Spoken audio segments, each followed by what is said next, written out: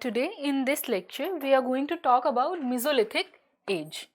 So in the previous lecture we talked about Paleolithic age and how those people were trying to actually make a balance with the kind of environment they were living in, and they were actually part of subsistence economy where they were trying to actually live properly, and they were trying to make a lot of tools so that their lives could be easier. So there were some kind of social and cultural changes that were coming in the society. We looked at those changes, and now today we are going to talk about the next phase in the evolution of human history, that is Mesolithic age. So while studying Mesolithic age, we are going to discuss nomenclature and chronology, lifestyle, economic, political, social and cultural life of the human beings of Mesolithic age. And the next thing will be the kind of tools that these people were using, and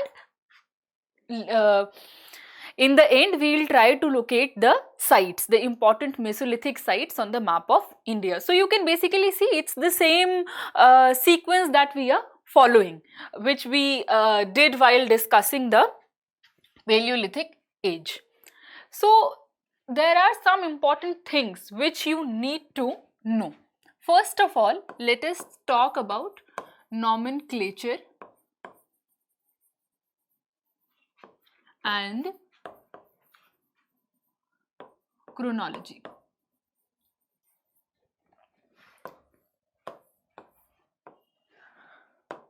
So when I say chronology, the rough chronology, circa, that means probable time, it is from 10,000 BCE to 3000 BCE. It's not the exact dates.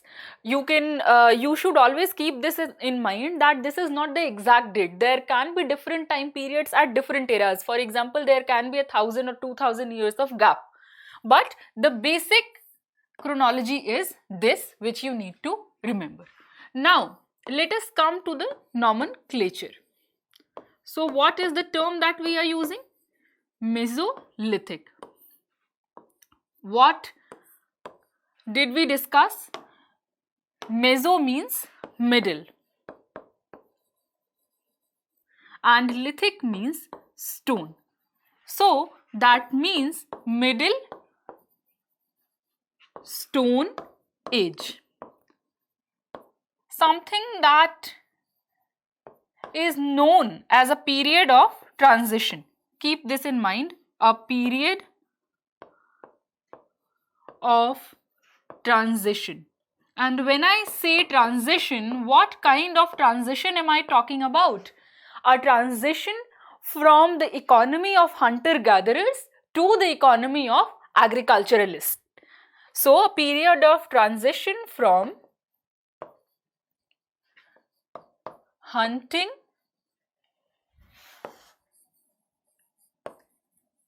gathering economy to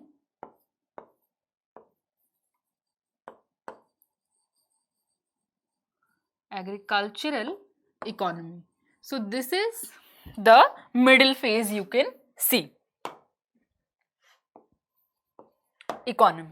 Okay, so this is very important to remember that this is a period of transition. A transition of what? A transition from hunting gathering economy to agricultural economy, and this is the terminology that you have seen. So again, there is a kind of change that is coming into the lifestyle of people.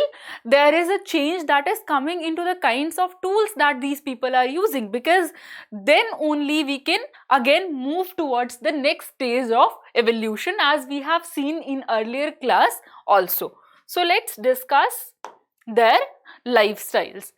So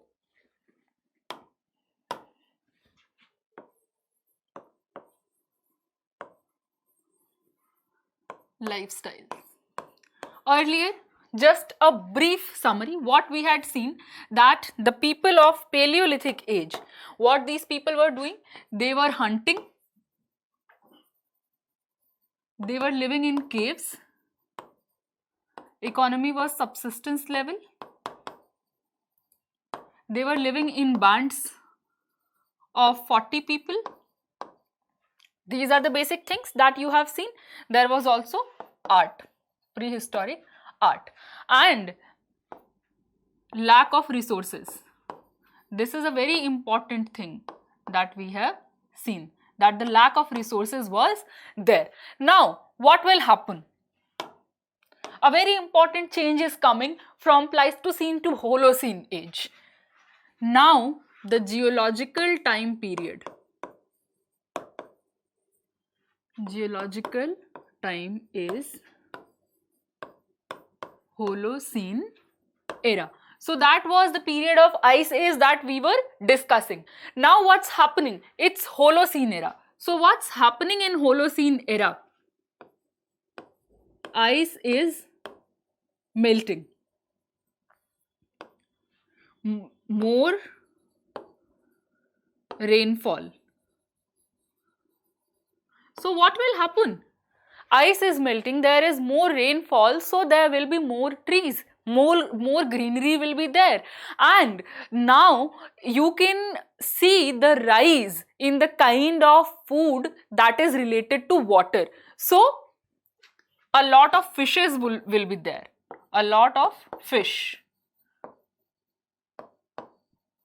And fish is going to become a very important part of their diet from now on.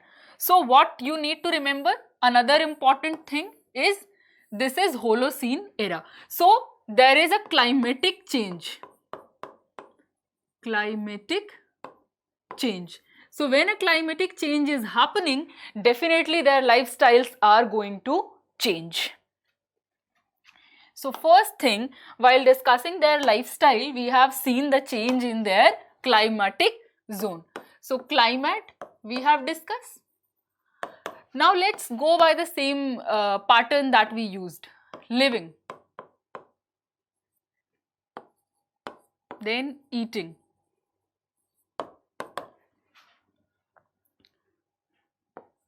then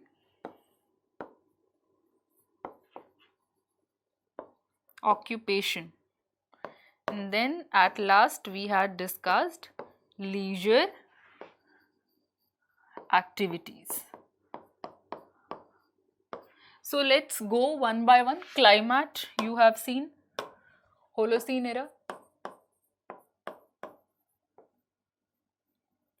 Now what will happen to their living? Definitely their habitation areas are going to change. Two things we had discussed while discussing living in the last class. Habitation areas, habitation area, and factory sites. I hope you remember this. Habitation area, habitation sites are those where these people are practically living, they are eating, they are sleeping, they are doing their day-to-day activities. And what about factory sites? Factory sites are the areas where these people are making important tools. So again, in this time also there will be two kind of areas. There are working sites. This is their workplace.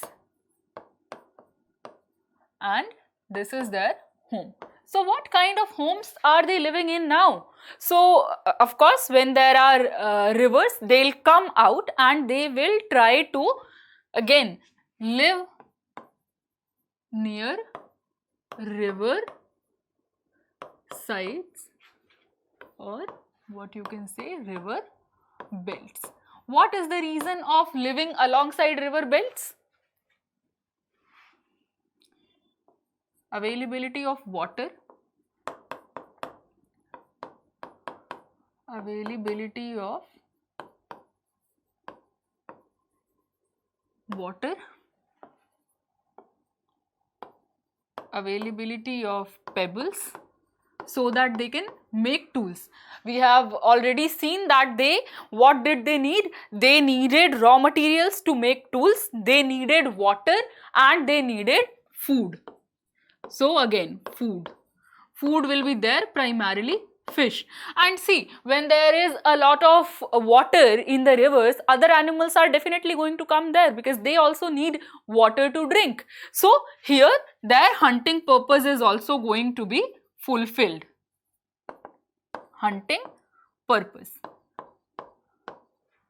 Okay? These are the things that you need to keep in mind, that they are living near river sides or river belts, and these are primarily the reasons. Keep writing all these things. Okay. So, how do their homes look like? Their homes are now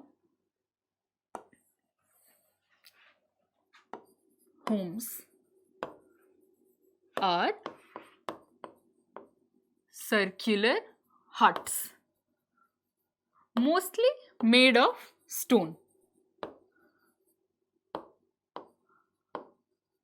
and at some points thatches.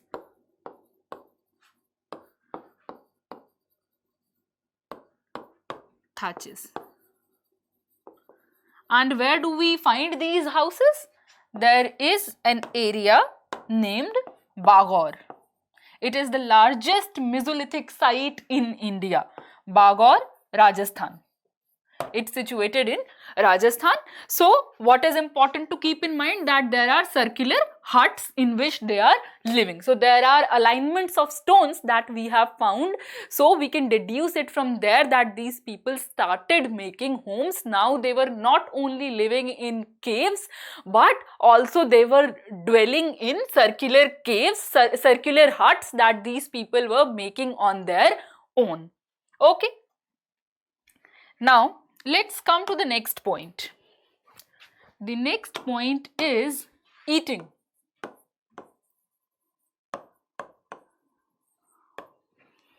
And along with it, let us discuss their occupation too, because then it is going to make more sense.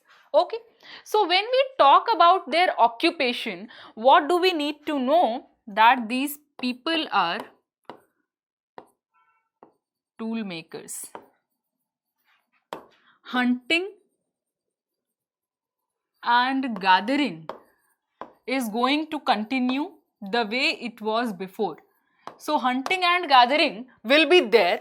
Apart from that, they are also making tools, and now another thing which is added there is fishing. Fishing is added to their area of occupation now. So, fishing is there, and another very important thing which you need to keep in mind is domestication of animals. So, initially what were they doing? They were only hunting wild animals and also some animals which could have been tamed. Now what they have realized, that they might actually domesticate these animals, and what they can do by doing that, they can have regular supply of meat and at sometimes milk too. So, for this purpose, they started domesticating animals, and dog was obviously there to protect them, because it is one animal which keeps an eye on any suspicious thing. So, dogs are obviously there. What else? What were the other animals that they domesticated? Dogs are obviously there. Cattle, sheep, goats, etc. I mean, these harmless animals, they are going to obviously domesticate those only. So, if you look here, on their occupation, you will very easily be able to deduce what kind of food were they eating. So, hunting and gathering, definitely meat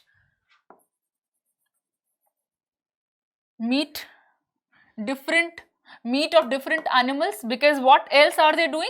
They are also domesticating animals. So, meat of wild as well as their domesticated animals. What else? Gathering. So, fruits and roots, and what else? Fish. which will be a very important part of their diet now. Okay, so we are separately going to discuss tools. So let me just make a small point here. Tools.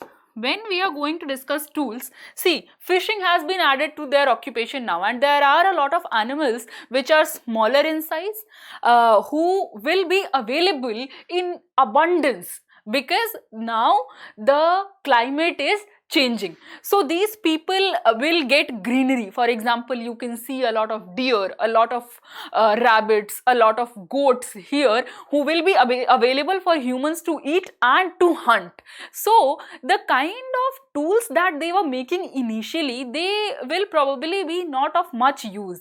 They now need to make smaller tools so that they can hunt these animals with efficiency. Also, fishing. To kill a fish, you don't need hand axe that we have seen. Heavy hand axes is not something that you need. So, a primary feature of this period is microliths. So, as you can see from the term itself, micro means very small and liths mean stone. So, these tools are very smaller in size, probably of a few inches. So look at these tools. These are the kind of tools that these people are using now, from half an inch to an inch in size, and they are in triangular and quadrilateral sizes. So let us come back to our discussion. They are making microliths, and these tools will mainly include harpoons. Just write it down. Okay, so this is about their occupation. Next thing that we need to discuss is their lifestyle. Their leisure activities. So leisure activities, again, painting will continue.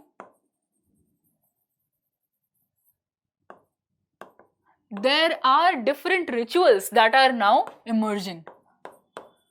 Rituals. And how do we know about these rituals? From these paintings itself. So, dancing in groups, singing activities,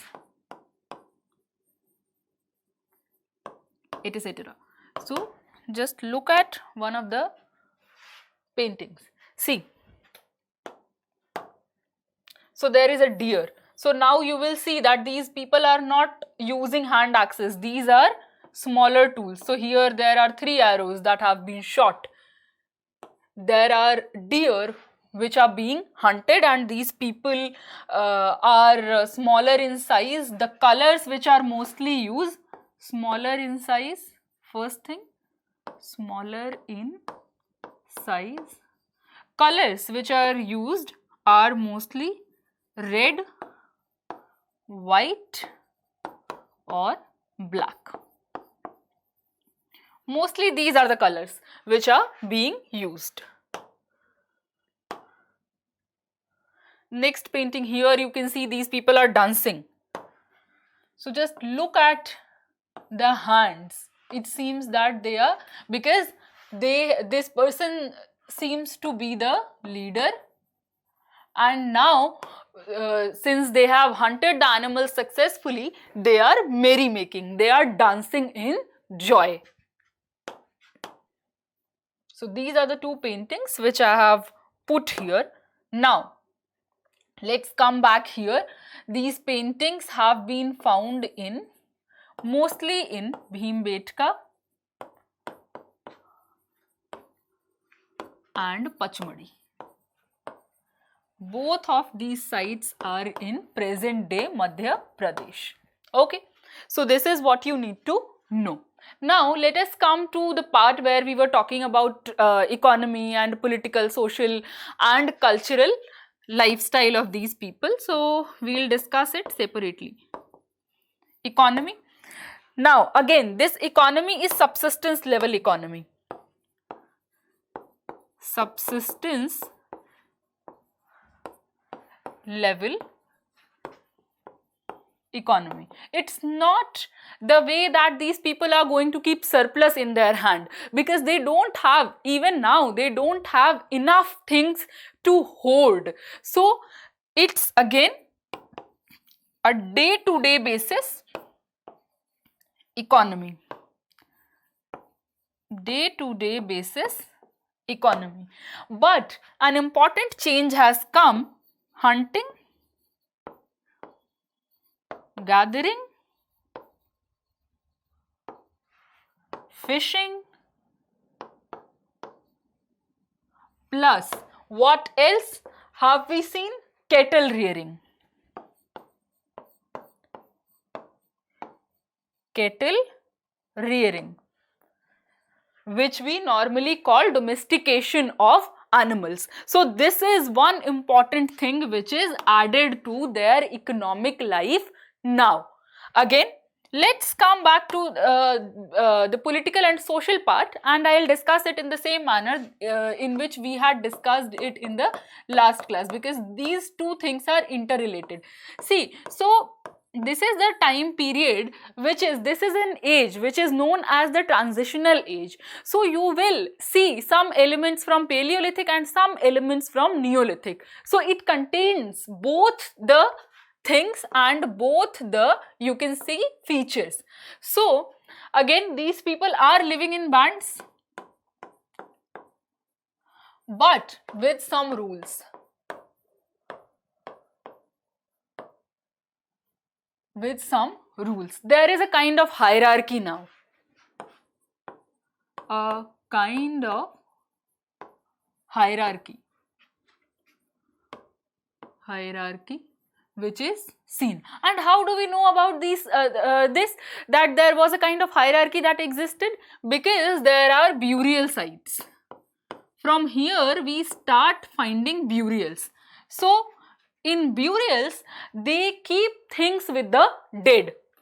So what are these things? Stone tools, as well as tools made of bone. Made of bone. At some places there is jewelry too. Some places. So from these things you can know. For example, if there is a grave in which there is no jewelry, or in which there is only stone tools, that too of inferior kind. So what are you going to deduce? There are two burials, for example, and in one of these there is a person. There are two people who have been buried here, and here there are a lot of tools, there is jewelry, and this person only has two tools. So what are you going to deduce? That this person was probably richer and this was probably poorer. So that is why only his or her family members have kept only a smaller amount of things, and this person has been buried with a lot of things, lot of articles. So what do we get to know? That there was a kind of hierarchy which existed in this society. Okay, so there is a bit of division. So again, when we come at cultural part, so you will see burials. This is again common. So burials. So there is a practice of mourning the dead. Practice of mourning the dead. It has started in Upper Paleolithic period, but it is now a full-fledged ritualistic practice. Ritualistic practice. And in culture only, the second thing which comes is, first is burials, second is practice of mourning, and the third is painting. Paintings on rock. So here also you will see the same things. men hunting, women gathering, people dancing, children playing, etc., etc. Okay, so these are the things that you get to know. Okay, so tools we have discussed that there were microliths and there are some stone bone tools also, and the kind of economy that we are seeing now here, there is the manipulation of nature on a larger level. Manipulation of nature. And why am I saying manipulation of nature? Because of the practice of domestication of animals. So the animals which were till now free in the society, their taming has begun in this particular time period. So that is why they are manipulating the nature, and gradually what will happen that this manipulation will take another extent, another step, and these people will start sowing seeds. So initially nature is producing things on its own, and now these people, when they'll start the practice of agriculture, when they'll learn that even we can sow seeds and we can produce crops, they'll completely manipulate the nature for their own benefit. Okay, so now let's come to the important sites. What are the sites? Bagor, which I have told you that it is the largest existing Mesolithic site till date in India. Bagor, Tilwara,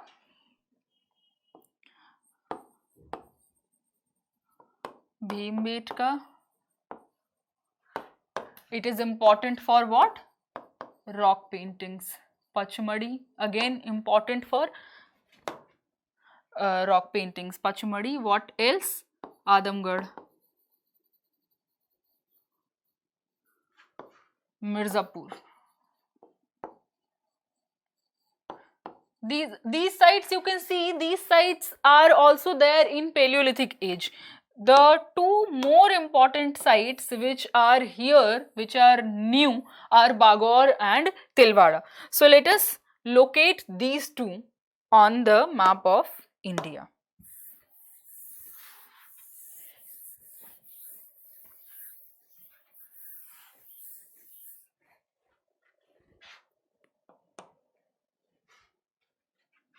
Somewhere here is Bagor,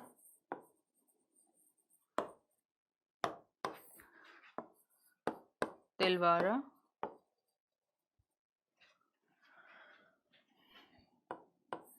Mirzapur,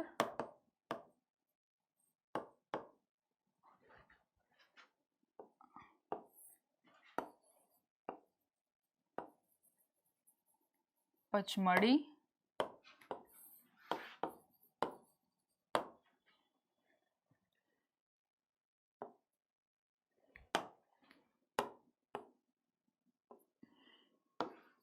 Bhimbetka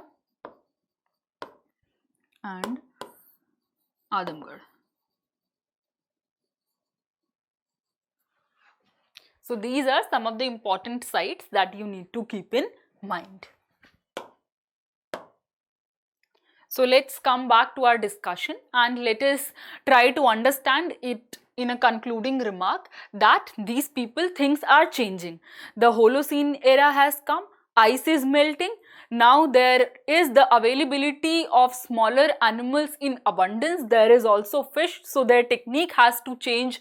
They have to adapt to the natural changes in a different way. So what people are doing now, they have changed their mode of subsistence. In what manner? That they have started domesticating the animals which could be tamed.